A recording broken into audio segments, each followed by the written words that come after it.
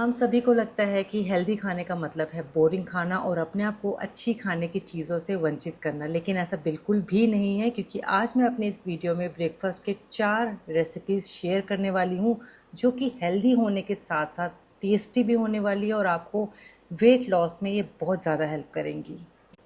मेरी पहली रेसिपी एक प्रोबायोटिक है और आजकल प्रीबायोटिक और प्रोबायोटिक बहुत ही ज़्यादा चर्चा में है क्योंकि हर डॉक्टर और हर दूसरा शख्स इसके बारे में बात कर रहा है।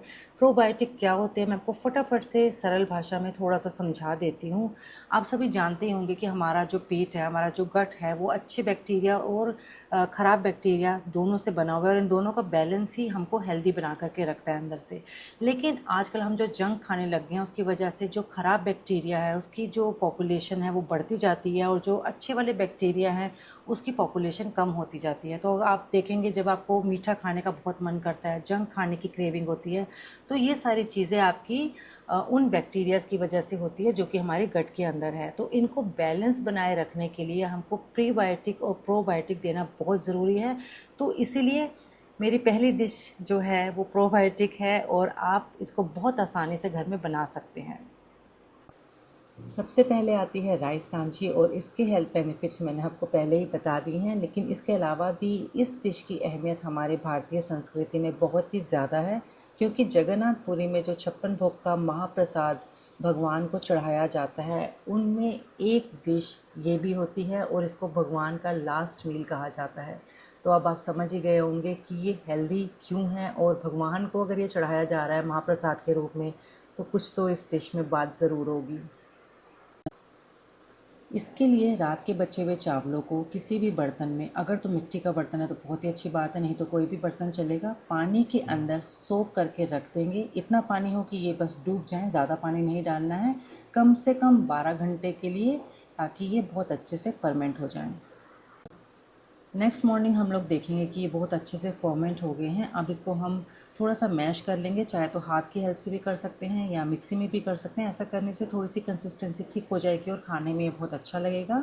फिर इसके अंदर डालेंगे नमक और घर की दही जो कि इसको और ज़्यादा हेल्दी करेगा, ठीक है। और इसके बाद हम इसके अंदर कच्चा प्याज और हरी मिर्च के साथ सर्व करेंगे। और अगर आपको थोड़ा सा इसको और इम्प्रूव करना है तो आप इसके अंदर जो साउथ इंडियन खानों में तड़का लगता है ना, कड़ी पत्ता, उड़द दाल, चना दाल और सरसों का, वो भी ऊपर से लगा करके आप खा सकते हैं। तो ये आपकी बहुत ही हेल्दी डिश और बहुत ही कम समय में बनने वाला हेल्दी ब्रेकफास्ट बन करके तैयार है। तो चलिए आते हैं अब नेक्स्ट डिश पर।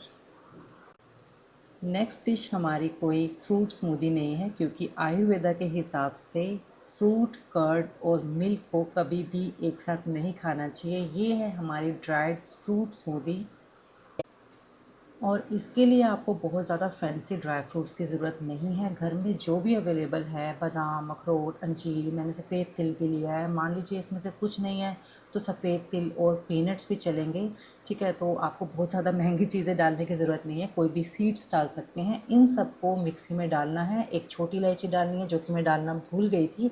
और यहाँ पे मैंने लिया है कोकोनट मिल्क क्योंकि मैं घर में कोकोनट मिल्क ही यूज़ करती हूँ, घर में बना हुआ ही।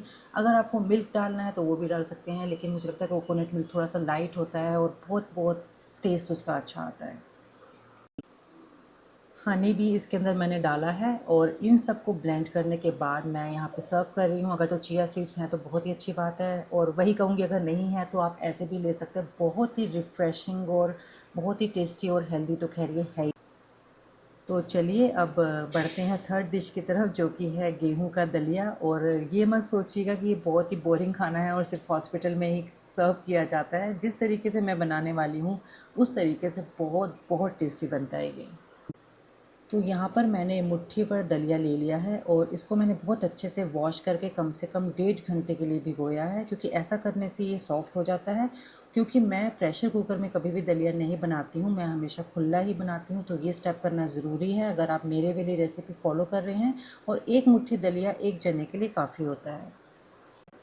तड़के के लिए यहाँ पर मैं जीरा और सरसों ले रही हूँ, साथ ही मैं बारीक कटा हुआ प्याज डाल रही हूँ और थोड़ा सा भूनने के बाद मैं अपनी पसंद की सब्जियाँ डाल रही हूँ, जैसे कि गाजर और बीन्स मैं यहाँ पे इस्तेमाल कर रही हूँ। आपको ध्यान रखना है कि आपको सब्जियाँ ज़्यादा लेनी है दलिया से, तभी आपको बहुत ज़्यादा फ़ायदा होगा, नहीं तो सिर्फ कार्ब्स आएंगे, फाइबर और बाकी चीज़ें आपको नहीं मिलेंगी। इस रेसिपी में बनते हुए सिर्फ नमक और हल्दी जाएगा। यहाँ पे मैंने नमक डाल दिया है और 1 मिनट के लिए इसको थोड़ा सा भून करके मैं थोड़ा सा पानी ऐड करके 5 मिनट के लिए इसका ढक दूँगी, क्योंकि हमें सब्जियों को बहुत ज़्यादा भुनाई करके इनके जो न्यूट्रिएंट्स हैं वो ख़त्म नहीं करने हैं। 5 मिनट के बाद ढक्कन निकाल करके मैं इसके अंदर कड़ी पत्ता डाल रही हूँ। ऐसा करने से कड़ी पत्ता का फ्लेवर बहुत अच्छे से आएगा इसके अंदर। फिर डालेंगे थोड़ी सी हल्दी और कटा हुआ टमाटर। इसको भी सिर्फ 1 मिनट के लिए हमें भूनना है और डाल देना है हमें अपना दलिया। दलिया भी सिर्फ 1 मिनट के लिए भूनना है। और फिर यहाँ पर मैं 1 कटोरी भर के और आधा से कम कटोरी पानी ले रही हूँ, यानी कि सवा कटोरी। और यहीं पर आपको पानी मिलाने के बाद नमक टेस्ट कर लेना है, जो भी कमी पेशी है यहीं पे आप दूर कर लें। और फिर एक उबाला आने के बाद आपको गैस धीरे कर देनी है और धीमी आंच पे इसको पकने देना है। इसको कवर नहीं करना है, बिना कवर किए बहुत अच्छे से पक जाएगा, क्योंकि हमारा दलिया सॉफ्ट हो गया था।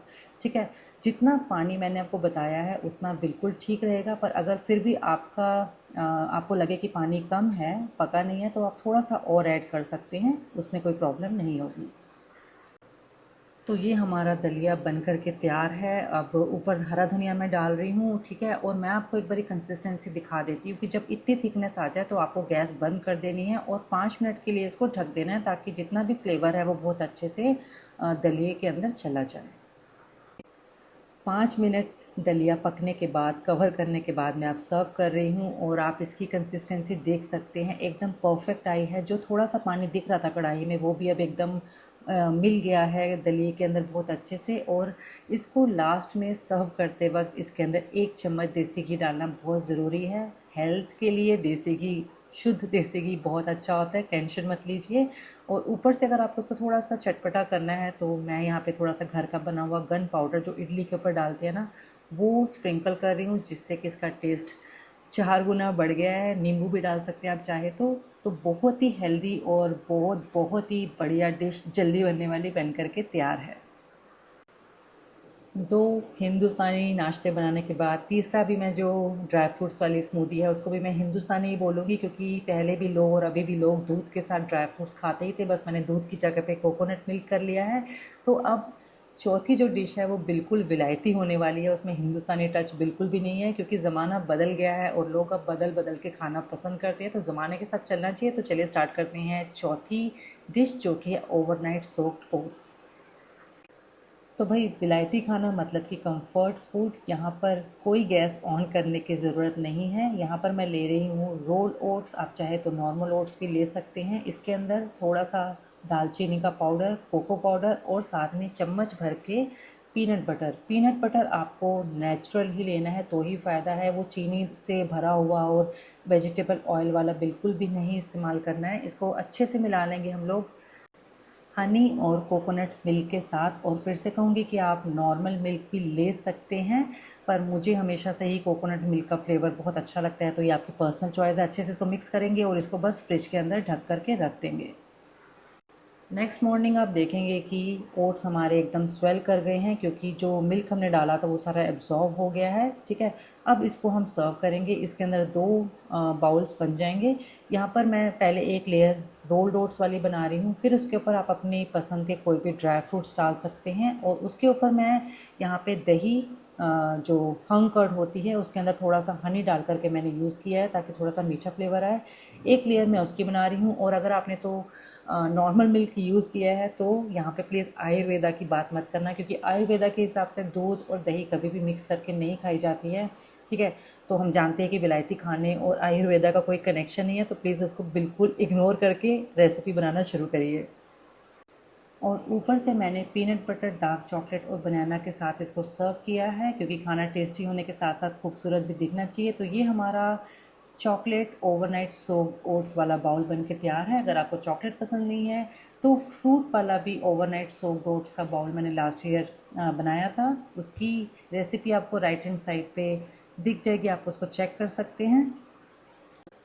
वो अलग बात है कि उस वीडियो का कॉन्सेप्ट थोड़ा सा हटके था, जब आप वीडियो देखेंगे तो आपको पता चलेगा। और यहाँ पे मेरी 4 हेल्दी ब्रेकफास्ट रेसिपीज़ ख़त्म होती हैं। हमेशा की तरह वही बात रिपीट करूँगी कि जो पुराने सब्सक्राइबर्स हैं, प्लीज़ वीडियो अच्छा लगा हो तो लाइक, कमेंट, शेयर करना मत भूलिएगा। नोटिफिकेशन बटन ऑन कर लीजिए, ताकि मेरे वीडियोज़ जब आएँ तो आपको पता चल सके।